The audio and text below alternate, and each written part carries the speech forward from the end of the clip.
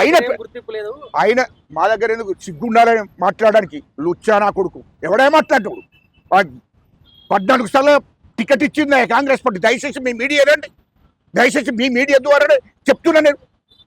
14 సార్లు MP ticket ఇచ్చింది, 14 సార్లు టికెట్ ఇచ్చింది, 3 సార్లు ఎంపీ, 11 సార్లు ఎమ్మెల్యే, 2 సార్లు మంత్రి. నాకు నువ్వు ఆయనకు తేడా లేదు. ఆఫ్టర్ పిచ్చగుంట్ల ప్రాంతీయ పార్టీలో జనరల్ సెక్రటరీ. నాకు ఆయనకి ఏంటిదే ఆయన గొప్పతనం గురించి నా దగ్గర మాట్లాడుతున్నారు మీరు. అంతే కదా. పెద్ద జీవన్ రెడ్డి ఉద్యమాల గురించి మాట్లాడితే నాలుగే ఘోషిస్తాం, జాగ్రత్త. నువ్వు కేసీఆర్ కాళ్ళు మొక్కు, కేసీఆర్ దగ్గర పాలేరు పని చేసుకో, లేకుంటే వాళ్ళ ఇంటికానే ఉండి ఆ గేట్ కాడ ఉండు వాచ్మెన్గా. మేము అద్దనం. కానీ తెలంగాణ ఉద్యమకారుల గురించి మాట్లాడకూడదు. ముఖ్యమంత్రి ఓవాల రేవంత్ రెడ్డి గారు, కేసీఆర్ ఏమనుకో తమాషాలు గిట్ట చెప్తున్నావు ఏంది? నువ్వు కేసీఆర్ ఇంటికాడ పెద్ద పాలేరుగా పనిచేసుకో, నీకు కూడా కేసీఆర్ కాళ్ళు మొక్కుంటుండు. మీ పార్టీ సంబంధించిన సీనియర్ నేత నిన్న జీవన్ రెడ్డి పార్టీ టీఆర్ఎస్ చాలా కామెంట్లు చేయడం జరిగింది. రాష్ట్రానికి పట్టినటువంటి శని రేవంత్ రెడ్డి ఈ శనిని కూడా పోగొట్టేది కూడా ఇక్కడ మాజీ ముఖ్యమంత్రి అయినటువంటి కేసీఆర్. రాష్ట్రంలో బీఆర్ఎస్ పార్టీ జెండా ఎగరేస్తూ ముఖ్యమంత్రిగా కేసీఆర్ చేస్తామంటే నేను ఆయన మాట్లాడుతున్నాను. అయ్యో, జీవన్ రెడ్డిని ఫస్ట్ ఎమ్మెల్యే గెలువని ఉంటుంది. ఇవన్నీ చెప్పడం అనేది ఆయన మొత్తము చూశారు తెలంగాణ ప్రజలు, కరీంనగర్ జిల్లా ప్రజలు. జీవన్ రెడ్డి అన్నట్టయినను ఫస్ట్ నువ్వు జగిత్యాల్లో ఎమ్మెల్యే గెలిచిన తర్వాత మాట్లాడు అని. ఇక కేసీఆర్ పెద్ద అబద్ధాల కోరు ఎవరన్నా రాష్ట్రంలో ఉన్నారు అంటే దానికి మారు పేరు కేసీఆర్. ఆయన ఇప్పుడు కాదు, దుబాయ్ ఫైరోగులు చేసినప్పటి నుండి కూలీనాలి ఎస్సీల దగ్గర, ఎస్టీల దగ్గర, ఆ బీసీల దగ్గర, అట్టడుగు వర్గాల దగ్గర 5,000, 3,000, 10,000 తీసుకొని ఒక 50 ఏళ్ళ క్రితం మొత్తం దుబాయ్కి పంపిస్తారని మోసం చేసి, దగా చేసి, అందరి కుటుంబాలను రోడ్డు మీద వేసి వాళ్ళని అడకతినట్టు చేసినటువంటి కేసీఆర్ 100 మందిని, తెలంగాణలో 100 మందిని, కరీంనగర్, సిద్దిపేట, చుట్టుపక్కల మండలాలు అందరి దగ్గర 5,000, 3,000, 10,000 ఏనాడు 50 ఏళ్ళ క్రితమే నేను దుబాయ్ పంపిస్తానని ఈ పేదోళ్ళందరినీ మోసం చేసిపోయి ఢిల్లీలో పోయి దాగున్నాడు. అట్లా 2 ఏళ్ళ దాకా సిద్దిపేట దిక్కు రాలేదు, కరీంనగర్ దిక్కు రాలేదు. అటువంటి చరిత్ర కేసీఆర్ది. ఇక జీవన్ రెడ్డి మాట్లాడుతుందంటే ఆయన పెద్ద మనిషి, ఆయనకు 77 ఏళ్ళు ఉంటాయి ఇప్పుడు. ఇక మాట్లాడుతుందంటే ఆ నోట్లకి వెళితే అవి ఎంత కుళ్ళు, కుతంత్రం, విషంతో కూడినటువంటి మాటలు. ఆయన ఒక మాటలో చెప్పాలంటే రాజకీయ వ్యభిచారి. ఇవాళ ఏందో పెద్ద నీతిపరునిగా, నిజాయితీపరునిగా మాట్లాడుతున్నాడు. అది ఆయనకు తగదు. ఎందుకంటే జీవన్ రెడ్డి చరిత్ర ఏం తెలియంది కాదు. జీవన్ రెడ్డి ఒక్కసారి నీ గుండె వేసి వేసుకో. నిజంగానే నువ్వు నీతి నిజాయితీగా ఉన్నోడు అయితే ఈ మాటలు మాట్లాడవు. 42 ఏళ్ళు కాంగ్రెస్ పార్టీ నీకు అన్నం పెట్టింది, సిగ్గుండాలి మాట్లాడాలంటే. 42 ఏళ్లలో 14 సార్లు పోటీ చేసినావు కాంగ్రెస్ పార్టీ బీఫామ్ మీద, 3 సార్లు ఎంపీగా, 11 సార్లు ఎమ్మెల్యేగా. జగిత్యాల్లో 42 ఏళ్ల నుంచి ఎవడన్నా కాంగ్రెస్ పార్టీ నుంచి ఎవరికైనా టికెట్ వచ్చిందా? ఎవరన్నా పోటీ చేశారా? ఎవరన్నా సెకండ్ క్యాడర్ ఎదిగిందా కాంగ్రెస్ పార్టీ? ఎందుకని ఇచ్చావా నువ్వు? నీ స్వార్థం కోసం జగిత్యాల్లో ఉన్న ప్రజలందరిని ఉపయోగించుకొని వాళ్ళను దగ చేసి మోసం చేసిన చరిత్ర నీది. కాంగ్రెస్ పార్టీ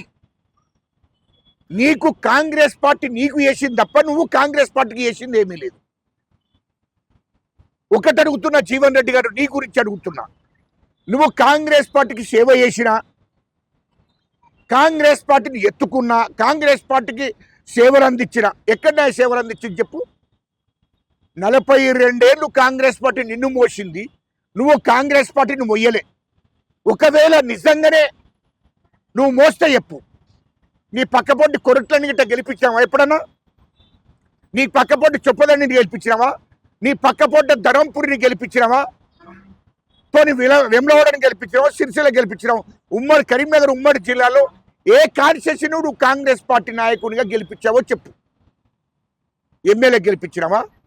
పోనీ జడ్పీటీసీ గెలిపించినావా? జడ్పీ చైర్మన్ గెలిపించినావా? లేకుంటే ఎమ్మెల్సీ గెలిపించినావా? ఎక్కడ? పోనీ కాంగ్రెస్ పార్టీ ఇన్ఛార్జిగా తీసుకొని రాష్ట్రంలో ఎక్కడైనా ప్రచారం చేసినవా? ఎక్కడైనా ఎమ్మెల్యేగా గెలిపించి, ఎంపీ గెలిపించి, ఎమ్మెల్సీ గెలిపించినావా? నీ బాధ్యత ఏంది?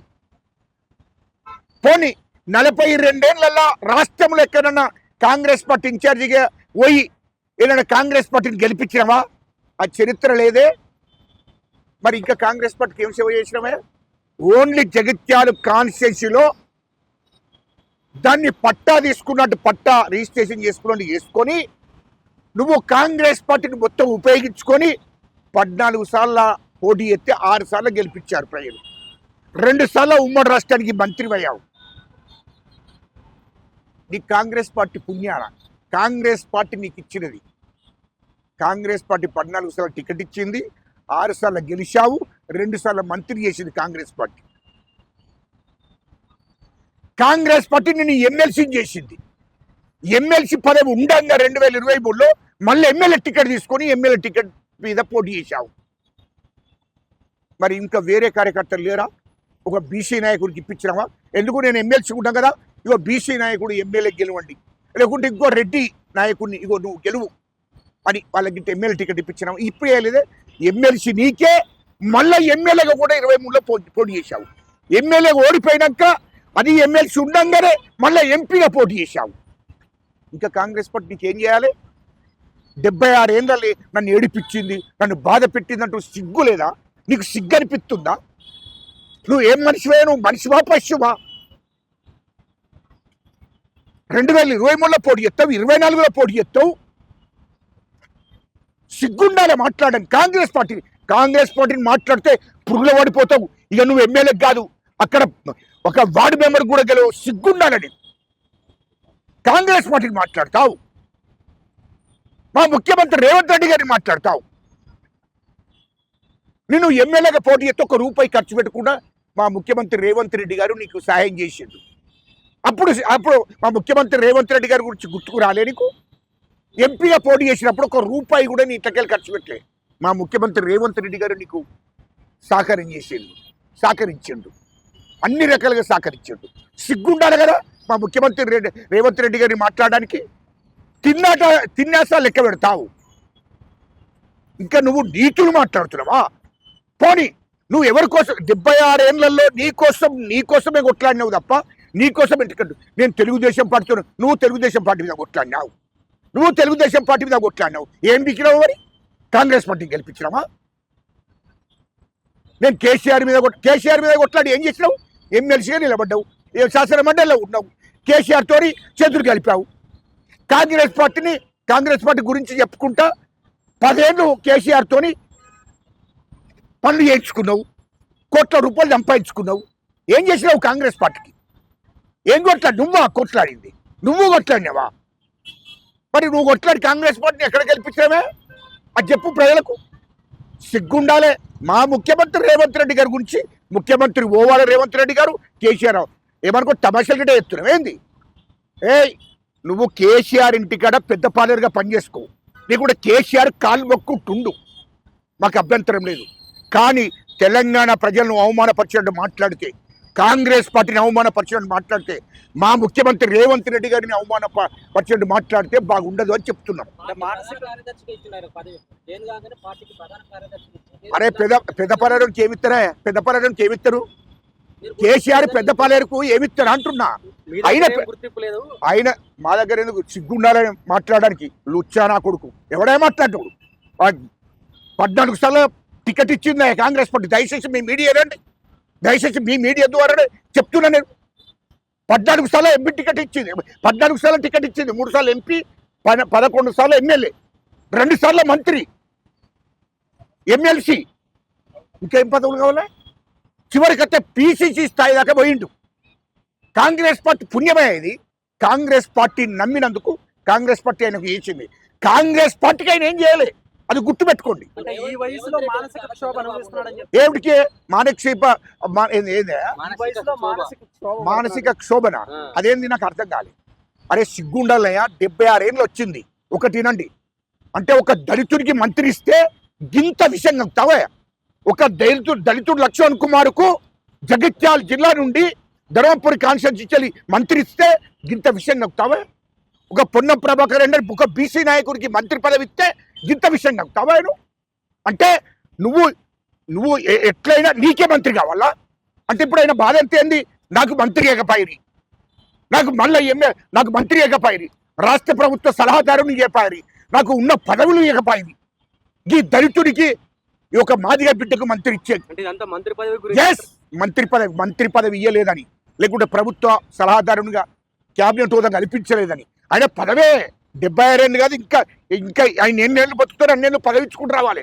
ఇంకో దళితుడికి ఇవ్వద్దు, ఇంకో రెడ్డికి ఇవ్వద్దు, ఇంకో బీసీకి ఇవ్వద్దు, ఆయనకే ఇవ్వాలి. ఆయనకి ఇస్తే న్యాయం చేసినట్టు. అంటే 42 ఏళ్ల నుంచి కాంగ్రెస్ లోనే ఉన్నాను, కానీ నాకు మాత్రం గుర్తింపు లేదని చెప్తున్నాను. ఇటండి 42 ఏళ్ల నుంచి వెళ్ళి ఆయన కాంగ్రెస్ పార్టీ చేసింది. ఆయన వయసు 76 ఏళ్ళు వచ్చేదాకా కాంగ్రెస్ పార్టీ చేసింది.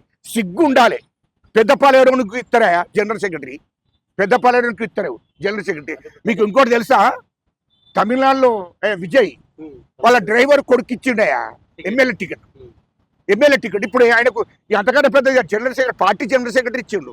విజయ్ కుమారు డ్రైవర్ కొడుకు ఇచ్చిండు ఎమ్మెల్యే టికెట్. సేమ్ అంతే.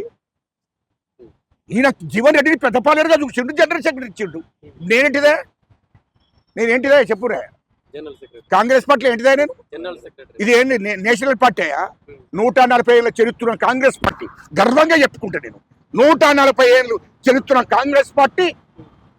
మా రాహుల్ గాంధీ దయమూలంగా, మా కేఎస్ వేణుగోపాల్ దయమూలంగా, మా ముఖ్యమంత్రి రేవంత్ రెడ్డి గారి దయమూలంగా, మా పిసిసి అధ్యక్షుడు మహేష్ కుమార్ దయమూలంగా నీ ఇలా రాష్ట్ర జనరల్ సెక్రటరీ. నాకు ఆయనకు తేడా లేదు. ఆఫ్టర్ పిచ్చగుంట్ల ప్రాంతీయ పార్టీలో జనరల్ సెక్రటరీ. నాకు ఆయనకి ఏంటిదే ఆయన గొప్పతనం గురించి నాగర మాట్లాడుతున్నారు మీరు? అంతే కదా. పెద్ద ఎవడు సీనియర్ ఎవరిని ఎదగనియలే బాబు. అయ్యా మీడియా మిత్రులారా, మీకు దండం పెట్టి చెప్తున్నా, ఎవరిని ఎదగనియలే. ఎస్సీలను ఎదగనియలే, బీసీలను ఎదగనియలే, రెడ్లను ఎదగనియలే, ఇంకో వేరే వైశ్యులను ఎదగనియలే, ముస్లింలు ఎదగనియలే. అలాంటి నాయకుడి గురించి ఇంకా మాట్లాడు, సిగ్గుపోతుంది. ఆయన గురించి మాట్లాడడం వేస్ట్. ఎందుకు? ఎవడా జగిత్యాల బహిరంగ సభ, జగిత్యాల నుంచి కాన్స్టిట్యూన్సీ మొత్తం, జగిత్యాల కాన్స్టిట్యూన్సీ జగిత్యాల జిల్లా నుంచి 5,000 మంది వచ్చారు. మొత్తం 25,000 మంది, మొత్తం 25,000 మంది. కరీంనగర్ నుండి గంగుల కమలకర్ కదిలిచ్చాడు, కొరుట్ల నుండి, సిరిసిల్ల నుంచి, వేములవాడ నుండి. అర్థమైందా? ఉమ్మడి కరీంనగర్ జిల్లా నుంచి వెళ్ళి, ధర్మపురి నుంచి వెళ్ళి, మొత్తం ఉమ్మడి కరీంనగర్ జిల్లా నుంచి వెళ్ళి కాకుండా వరంగల్ నుండి, నిజామాబాద్ నుంచి వెళ్ళి మాజీ మంత్రులందరికీ బాధ్యత ఇచ్చారు. మాజీ మంత్రులు అన్ని జిల్లాల నుంచి కదిలిచ్చిండ్రు. మొత్తము కదిలిచ్చారు. జరాండి ఏమో మొత్తం కలిపితే ఎంత వచ్చింది తెలుసా? వాస్తవం చెప్పుకుందాం, 20 నుంచి 25,000 మంది వచ్చారు. మొత్తం 6 జిల్లాల 7 జిల్లాల మనుషులే వాళ్ళంతా 6 నుంచి 7 జిల్లాల మనుషులు. వాళ్ళు 25,000 మంది వచ్చారు. జనం ఎవడు రాలే. జనము ఆగుండే అక్కడ ఉన్నారు, ఇక్కడ ఉన్నారు. కేసీఆర్ డ్రామా దొంగ ఎవడు ఆపలే. మొత్తం మంది ఫ్రీ జనం మొత్తం ఫ్రీ ఇడిచిపెట్టిర్రు. అరే జనమత్తో తీసుకోండి అని. మొత్తం చూస్తే ఆ బహిరంగ సభ మొత్తం చూస్తే 20 నుంచి 25,000 మంది. ఇటును మా రేవంత్ రెడ్డి గారు అక్కడ బహిరంగ సభ పెట్టిండు. అక్కడ బ్యారేజ్ కాడ బహిరంగ సభ పెట్టిండు. ఒక మూల జనం కాదు. ఎట్లా మీకు తెలియదు. ఇంకోటి, కేసీఆర్ డ్రామాలు మా దగ్గర వేయొద్దు. కేసీఆర్ గిట్లనే ఓ దిక్కు కాంగ్రెస్ పార్టీ మా రాహుల్ గాంధీ గారు వచ్చిందంటే అక్కడ వేరే కాడ మీటింగ్ పెడుతుండే ముఖ్యమంత్రి ఉండి. ఈ దేశ ప్రధానమంత్రికి ఇక్కడ ప్రోగ్రాం పెడితే అక్కడ బహిరంగ సభ పెట్టుకుంటుండే. ఎస్ మేము పెట్టిండు, మా ముఖ్యమంత్రి గారు పెట్టిండు. తప్పేంది? ఈయనకేంది? ఈయన పీకుడు కాడని ఈయన కోసం బహిరంగ సభ కాదు. అట్లంటే మరి రేపు బహిరంగ సభ జగిత్యాల కూడా పెడుతున్నాం. జగిత్యాల కూడా బహిరంగ సభ పెడుతున్నాం అంటున్నా. ఓన్లీ కరీ మాకు వచ్చింది అని తెలుసా, మా రేవంత్ రెడ్డి గారు పెడితే మా శ్రీధర్ బాబు గారు ఓన్లీ మంత్రిని కానించలే 20,000 మంది వచ్చారు, 20 నుంచి 30,000 మంది. ప్రతిసారి ఇటేనో మంత్రి నుంచి వెళ్ళి పెద్దపల్లి నుండి రామగుండం నుంచి వెళ్ళి మధ్యాహ్నం, ఇక వేరే లేదు, ఎక్కడి నుంచి రాలే. ఈయనకు వచ్చింది 6 జిల్లాలు, 3 జిల్లాల నుంచి 6-7 జిల్లాల నుంచి వచ్చింది 25,000 మంది. అంటే ఆయనకు ఆయన నీతిపరుడైన ఒక మాట మీ మీడియా ద్వారా అడుగుతున్నా, వాళ్ళకు బాగానే జరగలుగుతారు, కేసీఆర్కు జీవన్ రెడ్డికి బాగానే జరగలుగుతారు కదా, మరి జైత్యాల కాన్స్టిట్యూన్సీలో ఎందుకో 20,000 30,000 కదిలించలేదైనా. ఆ గ్రౌండ్ మొత్తం ఎంత తెలుసా, 15,000 మంది. ఆ గ్రౌండ్ కెపాసిటీ 15,000 మంది, బయట 10,000, మొత్తం 25,000 మంది ఉన్నారు. వాస్తవానికి 20 నుంచి 25,000 మంది. లక్షల ఎక్కడ లక్షలు, దానికి ఉన్నే 15,000 మంది. నువ్వు ఒకటి వినండి దయచేసి, జగిత్యాలకు ఒక చరిత్ర ఉంది. అక్కడి నుండే ఈ దొరరాజ్యాన్ని కూల్చడానికి అక్కడి నుండే మొదలైంది. మొదటి దొర రాజ్యాన్ని కూల్చడమే జగిత్యాల నుంచి మొదలవుతుంది. ఇంకోటి కూడా గుర్తుపెట్టుకోండి, అనుకుంటుండు. ఎందుకంటే ఆయన భూస్వామి, నేను భూస్వామిని అనుకుంటున్నారు జీవన్ రెడ్డి. ఎస్సీలు, ఎస్టీలు, బీసీలు, మైనార్టీలు అంతా కూడా చూస్తున్నారు ఈ దొర సంగతి. ఆ జీవన్ రెడ్డి భూస్వామి గురించి చూస్తున్నారు జనం. తగిన గుణపాఠం చెప్పే రోజులు దగ్గర పడ్డాయి. ఎందుకంటే నిన్న ఆయన పెట్టుకున్న బహిరంగ సభనే నిదర్శనం. తెలంగాణ ప్రజలు ఎవరు నమ్ముతలేరు.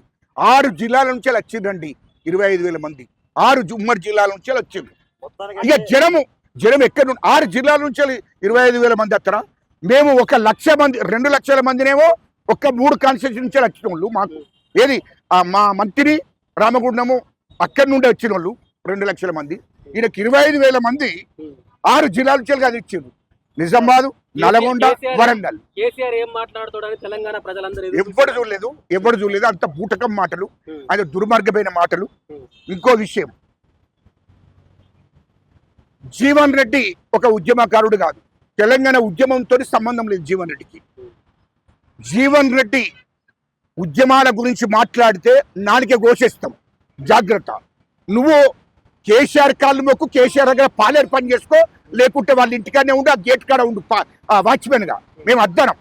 కానీ తెలంగాణ ఉద్యమకారుల గురించి మాట్లాడకూడదు. ఎందుకంటే కేసీఆర్ తెలంగాణ రాష్ట్రాన్ని తెచ్చిండు. ఎక్కడ తెచ్చిండా? కేసీఆర్ చెప్పుకుంటున్నాడు, ఇటు జీవన్ రెడ్డి చెప్పుకుంటున్నాడు. కేసీఆర్ అనేటోడు, కేసీఆర్ నువ్వు తెలంగాణ తెచ్చినావా? అటువంటి అబద్ధాల కోర్ల మాటలు మాట్లాడకు. నువ్వు నిన్న తెలంగాణ ఉద్యమం గురించి మాట్లాడుతున్నావు.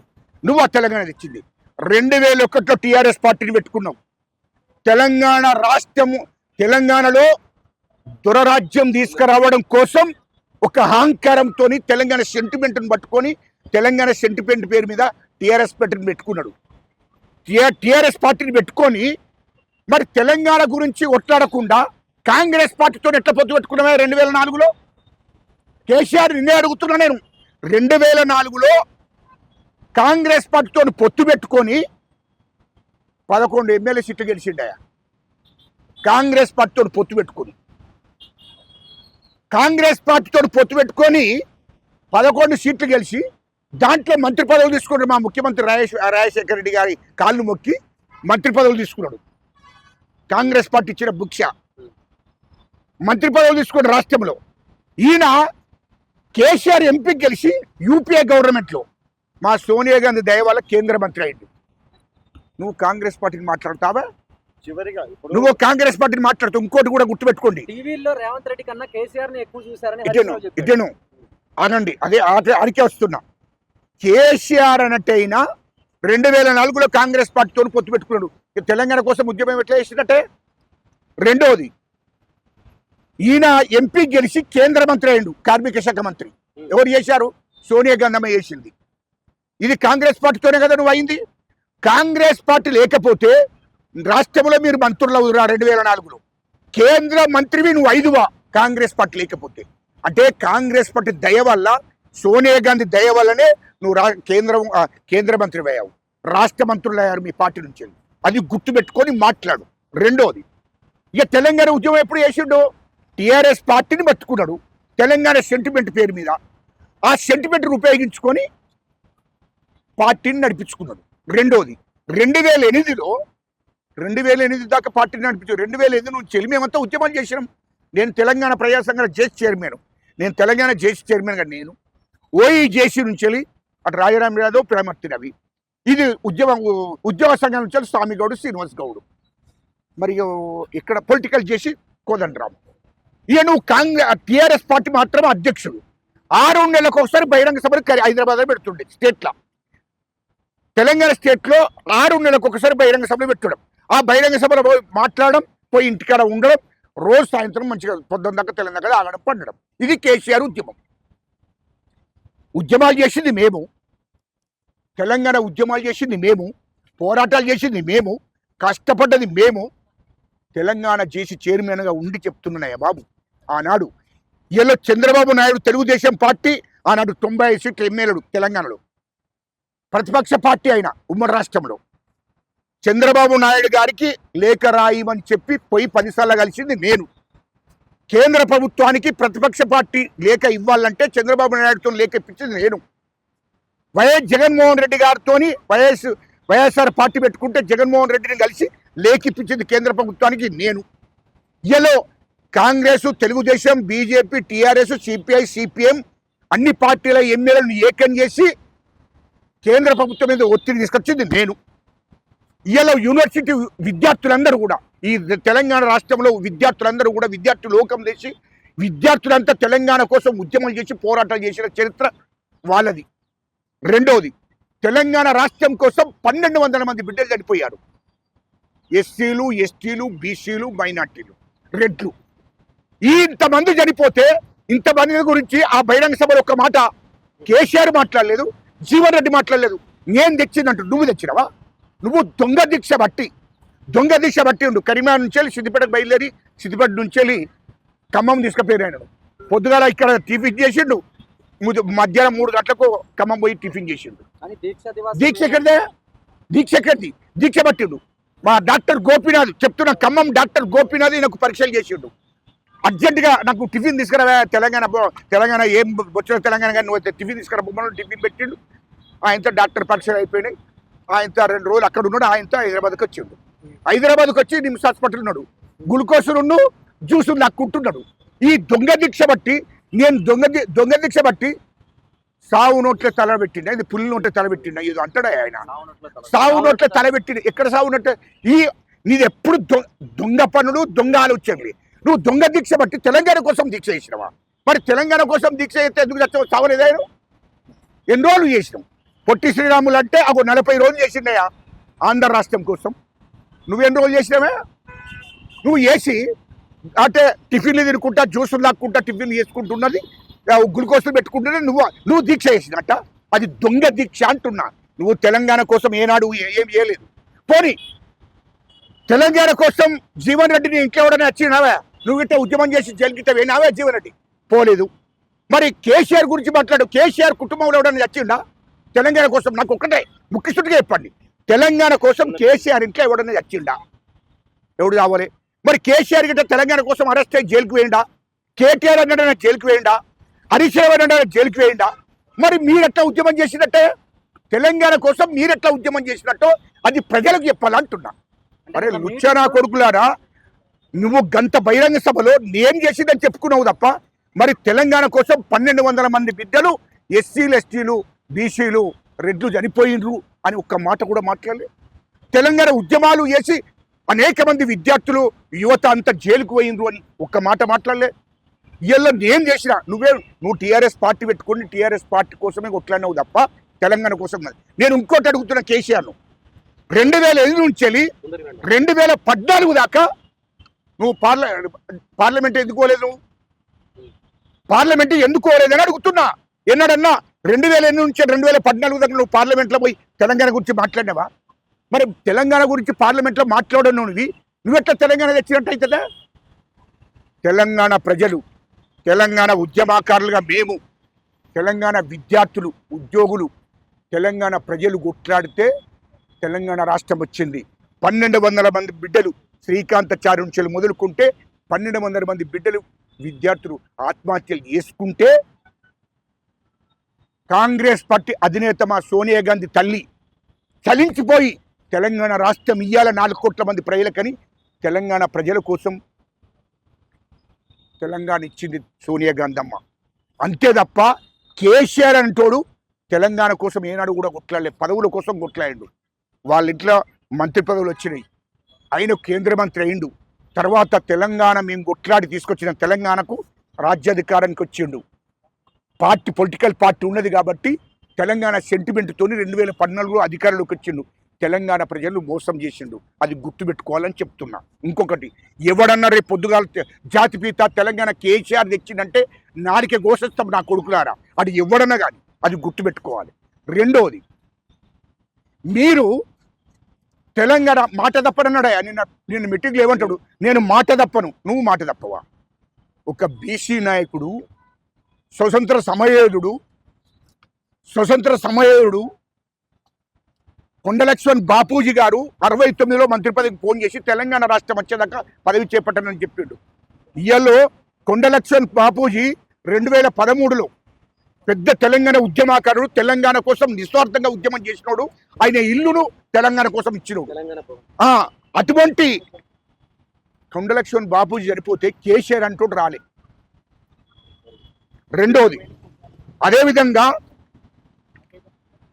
ఏది సినమల్లయ్య గౌడు బీసీ నాయకుడు సిపిఐలు ఉన్నోడు డైరెక్ట్ టీఆర్ఎస్ పార్టీకి వస్తే ఆయనను రాజకీయంగా బొందబెట్టి ఆయన చనిపోయినాడు కూడా సమాధి కడుకోలేదు కేసీఆర్ అంటుడు. రెండోది, ఆలే నరేంద్ర గారు బీజేపీ, ఆయన కరుడు కట్టిన బీజేపీ నాయకుడు. అటువంటి టీఆర్ఎస్ పార్టీకి వస్తే టీఆర్ఎస్ పార్టీ రాజకీయంగా బొందబెట్టిండు, ఆయన చనిపోయినాడు, ఆయన దగ్గరికి పోలేదు. అది గుర్తుపెట్టుకోవాలి. ఆ తర్వాత రవీంద్ర నాయకును పట్టవాటికి టీఆర్ఎస్ ఆఫీస్ నుంచి బయటికి నెట్టేసి అంగి జిప్పి కొట్టి పంపించారు. అదేవిధంగా రాముల నాయక్ అంటే టీఆర్ఎస్ పార్టీ కోసం మొదటి నుండి కష్టపడ్డాడు, ఆయనను పార్టీ నుంచి బయటకు పంపించిండు. అదేవిధంగా ఈటాల రాజేందర్ పార్టీ కోసం మొదటి నుండి టీఆర్ఎస్ పార్టీ కోసం పనిచేసిండు, తెలంగాణ కోసం ప్రజలను కదిలిచ్చిండు. అటువంటి ఈటాల రాజేందర్ను మంత్రి పదవి ఉడవికి ఆయన కేసులు పెట్టి బయటకు నెట్టేసిండు. ఇది మీ చరిత్ర. మీరా ఎస్సీల మీద, ఎస్టీల మీద, బీసీల మీద, మైనార్టీల మీద విషంగక్కిన కేసీఆర్ కేటీఆర్ కుటుంబం మీరా మా గురించి మాట్లాడేది? జీవన్ రెడ్డి, కేసీఆర్ నువ్వు ఒక దొరగా, నువ్వు జీవన్ రెడ్డి ఒక భూస్వామిగా, మీరిద్దరే మీ సామాజిక వర్గాలు ఓట్లు వేసుకొని గెలువు దమ్ముంటే, మా ఎస్సీ ఎస్టీలు బీసీలు మైనార్టీలు అయితే మీకు ఓట్లు లేరు. మీ నాయకత్వమా? లుచ్చానా కొడుకులారా, మీ సంగతి మొత్తం తెలంగాణ ప్రజలకు తెలుసు. అందుకోసమే అబద్ధనాడకు. కేసీఆర్ను సూటిగా అడుగుతున్న చివరిగా, నువ్వు మాట తప్పనన్నావు కదా, దళితుడిని ముఖ్యమంత్రి చేస్తారన్నావు కదా, ఇప్పటికీ రికార్డు ఉన్నది కదా మీడియాలో. దళితుడిని ముఖ్యమంత్రి చేస్తారన్నావు, తొలి ముఖ్యమంత్రి దళితుడు అన్నావు. ముఖ్యమంత్రి చేశావా? దళితులకు, నిరుపేదలకు 3 ఎకరాల భూమి ఇస్తున్నావు కుటుంబానికి, ఇచ్చావా? ఇయ్యలేదు, మోసం చేశావు. అదేవిధంగా తెలంగాణ రాకముందు ఇంటికో ఉద్యోగం ఇస్తారని చెప్పావు, ఇచ్చావా? మోసం చేశావు. నిరుద్యోగ వృత్తి ఇస్తారన్నావు, ఇచ్చావా? మోసం చేశావు. కేజీ నుంచి పీజీ దాకా ఉచిత విద్యను అందిస్తారన్నావు, ఇచ్చావా? మోసం చేశావు. ఇలా 10 ఏళ్లలో విద్యార్థులకు ఫీజులు చెల్లిస్తారన్నావు, ఒక్కనాడు కూడా ఫీజులు చెల్లించలేదు, మోసం చేశావు. అదేవిధంగా రైతులకు రుణమాఫీ అని చెప్పావు, చేసావా? 10 ఏళ్లలో చేయలేదు, మోసం చేశావు. ఇయ్యలో రైతులు గిట్టుబాటు ధర అడిగినందుకు, ఖమ్మంలో మిర్చి ధర గిట్టుబాటు ధర రైతులు అడిగినందుకు వాళ్ళకు బెడి లేచి జైలుకు పంపించావు. ఇంత చరిత్ర అనేది ఇంకా చెప్పాలంటే చాలా ఉంది. ఇంత మోసం చేసినోడివి నువ్వు మా కాంగ్రెస్ పార్టీని విమర్శిస్తావా? మా ముఖ్యమంత్రి రేవంత్ రెడ్డి గారిని విమర్శిస్తావా? ఈ రాష్ట్రానికి 8 లక్షల కోట్లు అప్పు చేశావు, 3 లక్షల కోట్లు కేసీఆర్ కుటుంబమే దోచుకున్నది. ఇవాళ హైదరాబాద్ చుట్టూ 30,000 ఎకరాల భూమిని కేసీఆర్ కేటీఆర్ అడిషనల్ బీనాం పేర్ల మీద చేసుకున్నారు చెప్తున్నారా? హైదరాబాద్ చుట్టూ 2,500 చెరువులను కబ్జా పెట్టిన నా కొడుకులారా మీ బీనాం పేర్ల మీద కేసీఆర్. మీరు నీతులు చెప్తున్నా? మా రేవంత్ రెడ్డి గారు 24 గంటలు కష్టపడుతున్న తెలంగాణ ప్రజల కోసం అహర్నిశలు కష్టపడుతున్నాడు. మీరు చేసిన అప్పులు 8 లక్షల కోట్లు అప్పు చేసిన తెలంగాణ రాష్ట్రానికి, ఆ అప్పులు తీర్చుకుంటూ ఇచ్చిన హామీలను ఒకటి నెరవేరుస్తున్నాడు మా ముఖ్యమంత్రి రేవంత్ రెడ్డి గారు. అది గుర్తుపెట్టుకోవాలి. తెలంగాణ ప్రజలు మీరు చెప్తే నమ్మరు. హరీష్ రావు, నీకు 30 లక్షల మంది చూసిర్రా, 20 లక్షల మంది చూసిన సినిమా హీరోకి కూడా 40 లక్షల మంది చూస్తారు. నేను మొన్న ఇదే యూట్యూబ్ ఛానళ్ళ ముందు మాట్లాడితే అది ఒక 8 రోజులలోనే దాదాపు 30 లక్షల మంది చూసిండ్రు. 30 లక్షల మంది నాది చూసిండ్రా బాబు. మా ముఖ్యమంత్రిది 4 కోట్ల మంది గుండెల్లో ఉన్నాడు మా ముఖ్యమంత్రి రేవంత్ రెడ్డి గారు. అది గుర్తుపెట్టుకోమని చెప్తున్నాను నేను.